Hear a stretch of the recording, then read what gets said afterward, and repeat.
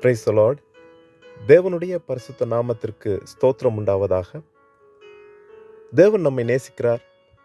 ஒவ்வொரு நாளும் நம்மை பாதுகாத்து சுகபலத்தோடு ஆரோக்கியத்தோடு நம்மை நடத்துகிறார். கர்த்தர் நம்மை ஆசீர்வதிப்பாராக.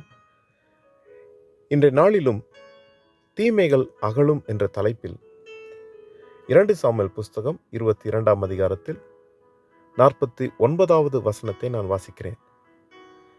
அவரே என் சத்துருக்களுக்கு என்னை விலக்கி விடுவிக்கிறார். எனக்கு விரோதமாய் எழும்புகிறவர்கள் மேல் என்னை உயர்த்தி கொடுமையான மனுஷனுக்கு என்னை தப்புவிக்கிறார். பிரியமானவர்களே, தேவன் நம்மை சத்துருக்கு இடம் கொடுக்காதபடிக்கு நம்மை சூழ்ந்திருந்து பாதுகாக்கிறார். சத்துரு நம்மை மேற்கொள்வதில்லை. இந்த உலகத்தில் இருக்கிற தீமைகள் நம்மை மேற்கொள்ள விடாதபடிக்கு கர்த்தர் நமக்கு துணையாயிருக்கிறார். நாம் ஆசீர்வாதத்தோடு வாழ்வது கர்த்தருடைய கிருபை. நாம் பாதுகாப்போடு இருப்பது அவருடைய தயவு. அவரே நம்மை பாதுகாக்கிறார். நாம் அறியாத எத்தனையோ தீமைகள் நம்மை கடந்து போயிருக்கிறது. நாம் அறிந்தது கொஞ்சம். ஆனால் நமக்கு தெரியாமல் தேவன் எவ்வளவோ காரியங்களிலே நம்மை பாதுகாத்திருக்கிறார். நமக்கு அறிவு கெட்டாத எத்தனையோ தீமைகள், வியாதிகள், எல்லா காரியங்களிலும் தேவன் நமக்கு துணையாயிருந்து நம்மை பாதுகாத்து கொண்டிருக்கிறார். நாம் நிற்பது அவருடைய கிருபை. இன்றைய நாளிலும் நம்மை ஆசீர்வாதத்தோடு வைத்திருப்பது அவருடைய கிருபை. அவரே நம்மை பாதுகாக்கிறார். நமக்கு விரோதமாக இருக்கிற தீமைகள் நம்மை மேற்கொண்டு நம்மை அங்கு ஒடுக்கும்படிக்கு தேவன் அனுமதிக்கிறவர் அல்ல. அந்த தீமைகளுக்கு மேலாக நம்மை உயர்த்துகிற தேவன்.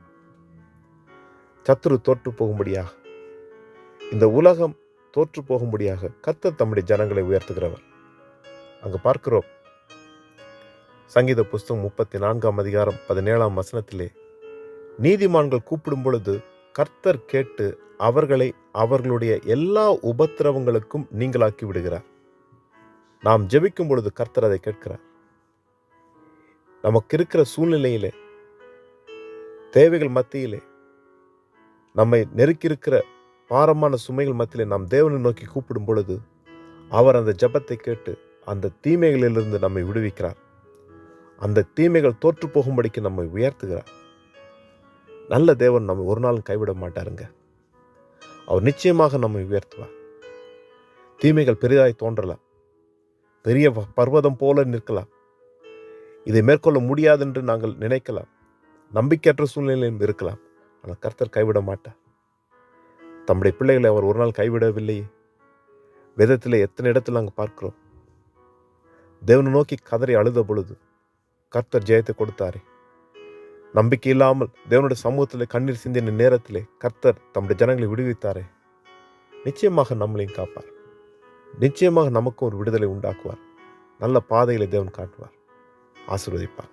அவருடைய சமூகத்தில் காத்திருப்போம். தேவன் நிச்சயமாக நம்மை உயர்த்துவார். இரக்கமுள்ள நல்ல தகப்பனே, அப்பா, இந்த நல்ல நாளுக்காக எமக்கு நன்றி செலுத்துகிறோம். ஆண்டவரை தீமைகளுக்கு விட்டு விலக்கி எங்களை ஆசீர்வாதம் வாழ செய்கிற தேவன் நீர். ஆண்டவர் உம்முடைய சமூகத்தில் எங்களை தாழ்த்துகிறோம். கர்த்தர் நீர் ஆண்டவர் ஒவ்வொருவரையும் ஆண்டவரை சூழ்ந்து எங்களை நெருக்குகிற எல்லா தீமைகள் மத்தியிலும் எங்களை விடுவித்து அவைகளுக்கு மேலாக ஒரு ஜெயத்தை நீர் ஆண்டவர் எங்களை கட்டளையிடும்படிக்கு உங்களுடைய சமூகத்திலே ஆண்டவர் ஜெபிக்கிறோம். கர்த்தர் நீர் துணையாக இருப்பீராக, ஆசீர்வதிப்பீராக. எல்லாம் இயேசு கிறிஸ்து நாமத்தில் ஜெபிக்கிறோம் நல்ல தகப்பனே. ஆமென், ஆமென். கர்த்தர் தாமே நம் அனைவரையும் நிறைவாய் ஆசீர்வதிப்பாராக. ஆமென்.